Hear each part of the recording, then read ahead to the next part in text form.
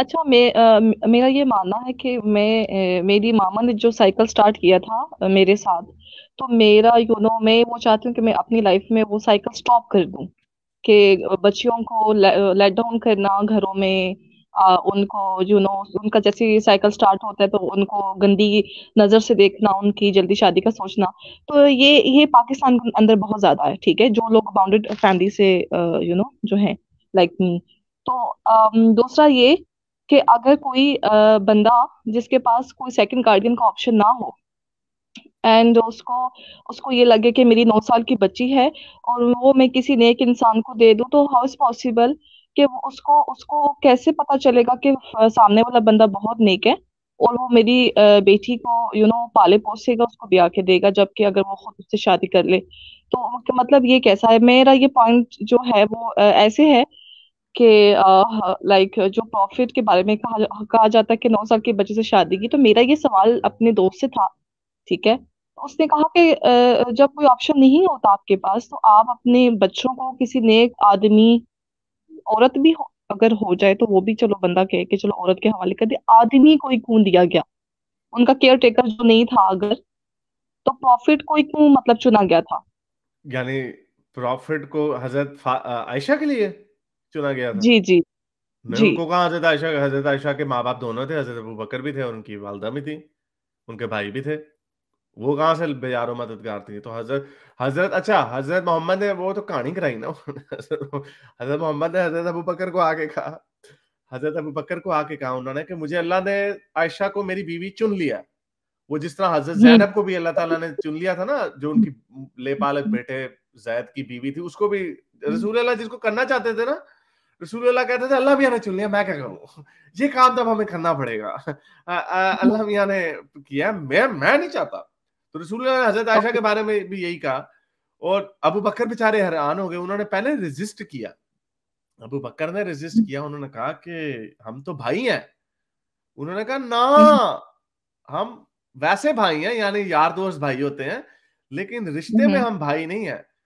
तो फिर उन्होंने हम्म। साथ ही कह दिया डैड, फ्रेंड, तो डैड।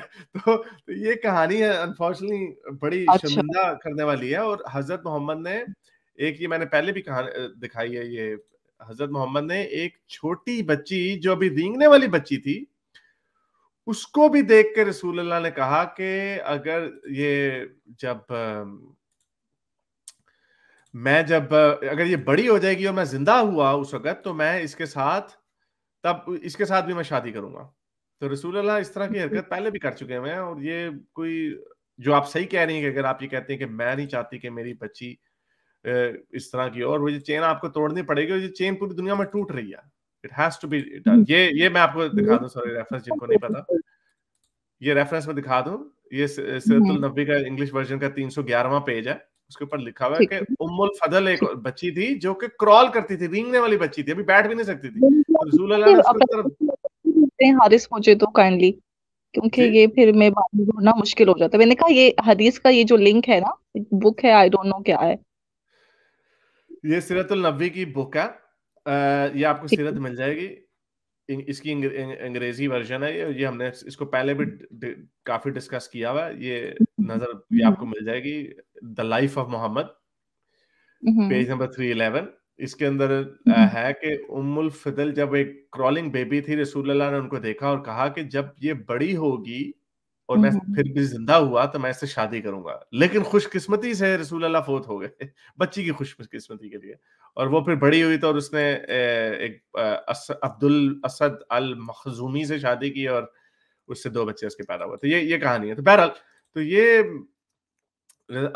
ये बड़ा बहानेबाजी मारते हैं, ये क्या बात हुई बच्ची की बच्ची बीवी की बीवी। हम्म। वो कहते हैं उसकी देखभाल करने वाला नहीं था। एक इसका जो आर्गुमेंट वो ये देते हैं बहुत सारे लोग, इंजीनियर मोहम्मद अली मिर्जा साहब भी देते हैं, कि एक फ्रेश क्लीन स्लेट चाहिए थी। जितनी छोटे बच्चे अच्छा। जो होते हैं वो क्लीन स्लेट होती है उनकी, बच्चों की, यानी वो कंटेमिनेशन से महफूज होते हैं। यानी अगर आप 20 साल की लड़की से शादी करेंगे तो उसकी एक अपब्रिंगिंग हुई होगी, 15-16 साल की, उसने अपनी सहेलियों से कोई बातें की होंगी वगैरह वगैरह, उसका अपना वर्ल्ड व्यू होगा। ये बड़ी खतरनाक बात है वैसे इंजीनियर, यानी कि इंडोक्ट्रिनेट बचपन से ही करना। तो वही कहते हैं 9 साल की उम्र में, क्योंकि अल्लाह ताला ने उनसे काम लेना था, हजरत मोहम्मद की प्राइवेट बातों को रिकॉर्ड करवाना था, क्योंकि हजरत आयशा से सबसे ज्यादा, दूसरे नंबर पे सबसे ज्यादा हदीसें हजरत आयशा से मरवी हैं, और वो इसी तरह की हदीसें हैं कि रसूल अल्लाह ठीक जब पीरियड होते थे तो क्या किस तरह मेरे साथ सोते थे, और क्या इस तरह की बेतहाशा गंदी हदीसें हैं हजरत आयशा से मरवी हैं। तो मुसलमान उसका जवाब ये देते हैं कि अल्लाह ताला ने उनसे ये काम लेना था कि जो प्राइवेट, क्योंकि अबू बकर और हजरत अली को तो नहीं वो बातें पता चलनी थी जो कि उनकी प्राइवेट लाइफ में क्या है, तो वो हजरत आयशा से उन्होंने मंसूब करनी थी या उनसे सीखना था, तो इसलिए एक क्लीन स्लेट वाली बच्ची उन्होंने हायर, बच्ची ली उन्होंने, ये उनका मुकदमा, जो जो कि अच्छा। वो भी गलत ही है। उन्होंने बहुत अच्छा प्ले किया अपने दौर में, और बड़ी चालाकी के साथ उन्होंने चीजों को मेंटेन किया और हमारे तक पहुंचाया। थैंक यू उनका भी। और दूसरा ये कि हजरत जैद बिन जो उनके स्टेप क्या कहते हैं, नहीं मुंह बोले बेटे जो भी थे, उनकी उनकी बीवी का साइकिल स्टॉप करने के लिए मुसलमान कहते हैं कि आने वाले टाइम में उन्होंने इसलिए किया था कि आने वाले टाइम में कोई बंदा अपने मुंह बोले बेटे को ना जायदाद में हिस्सा दे, और ना ही उसकी बीवी, लेट्स उसका वो मर जाता है, उसका कुछ हो जाता है तो उसकी बीवी से निकाह जायज हो, तो ये साइकिल उन्होंने रोकना था। ठीक है। ऐसी भोंगी है तो ये, फिर वही बात हो गई ना, मेरी अगर अपनी, अगर अगर मेरा कोई कल्ट होता, अगर मैं कोई लीडर होता, तो जी मैं, मेरी नीयत खराब हो गई है अपनी बहू पे या अपनी साली पे या कोई भी ऐसी है, तो मेरी नीयत खराब होगा, मैंने कोई बहाना मारना वो, यार मैंने ये इसलिए किया क्योंकि यू नो ये अगर नहीं करेंगे तो लोगों में साली, और हाँ ये ले, ये बड़ा अच्छा तरीका मेरे नजर में आया, साली पे मेरी नीयत खराब हो गई है, अब मैंने साली के साथ शादी कर ली है, अब लोग कहे यार ये क्या हारिस, क्या गंदी हरकत तुमने की, साली के साथ ही शादी कर ली। यार ये मैं इसलिए करना है क्योंकि देखें आजकल लोगों के साली और बहनोई में कितने चक्कर चल रहे होते हैं, इस रवायत को तोड़ने के लिए कि बजाय इसके कि हम्म। तुम छुप छुप के मुंह काला करो, तुम निकाह ही जायज कर दो, खत्म कहानी। ना। और हजरत मोहम्मद ने यही काम किया, उनको उनको पसंद आई, और ये तबरी में तो बड़ा वाकया बड़ा गंदे तरीके से लिखा हुआ, बल्कि चलें बाप ने पूछ ही लिया था, मैं उसको उसी के दिखा साथ ही दूंगी। ठहरे था भाई। क्योंकि हारिस में भी ना, मैं आई एम इंडिपेंडेंट मॉम, तो मेरी भी 11 साल में शादी हुई थी। एंड मेरी बेटी इस टाइम जो है वो 12 साल की है। तो इसलिए चीजें जो होता है कि ये वाकई बहुत बड़ा दलदल है जिसमें हम कूद चुके हैं, चलें ये और मैं नहीं आपको समझ दिखाता हूँ, आती कि पाँव आगे बढ़ा मारिया, है ये तो लाइक चलें थोड़ा सा होता है, लेकिन एनीवेज।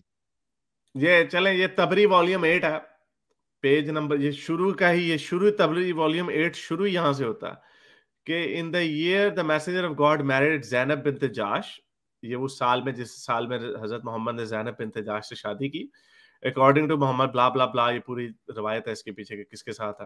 तो और ये नीचे फुट नोट में भी लिखा हुआ कि ज़ैनब जो है हजरत मोहम्मद की पैटर्नल आंट भी थी वगैरह, डॉटर ऑफ द पैटर्नल, यानी कजन थी उनकी।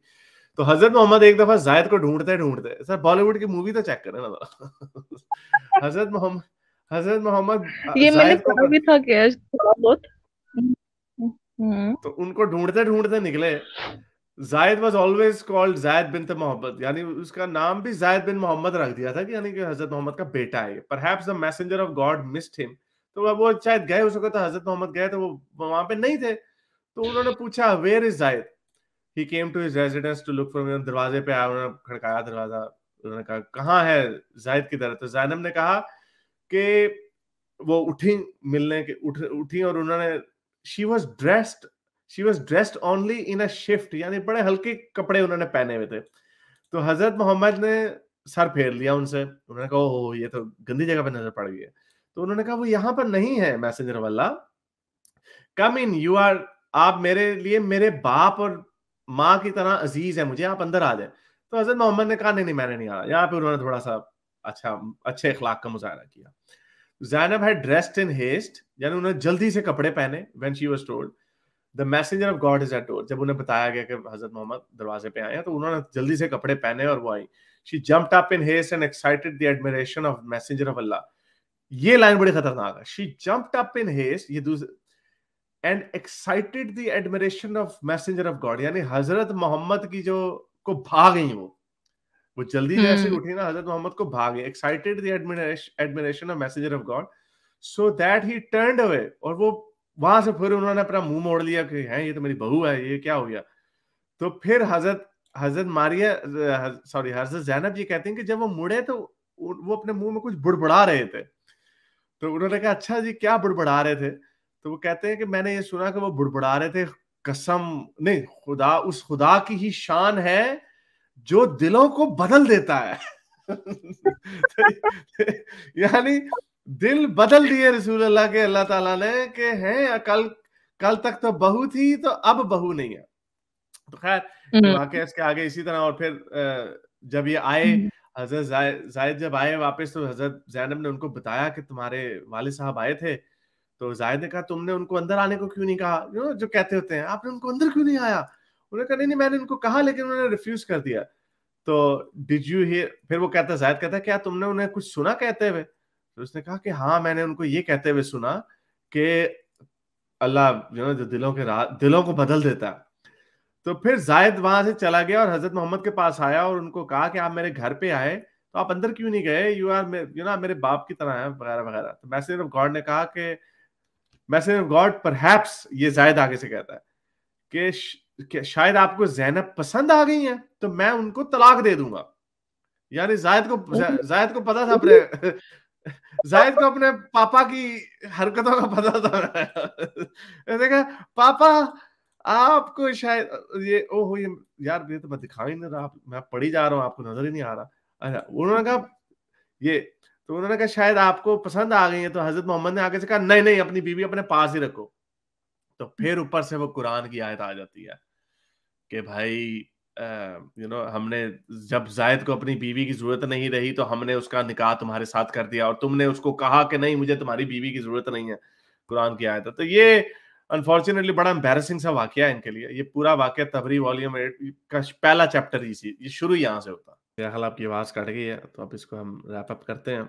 मेरे इस नेक काम को जारी रखने के लिए मुझे पेपैल या पेट्रियन पे जरूर सपोर्ट कीजिए ताकि मैं अपना पैगाम ज्यादा से ज्यादा लोगों तक पहुंचा सकूं।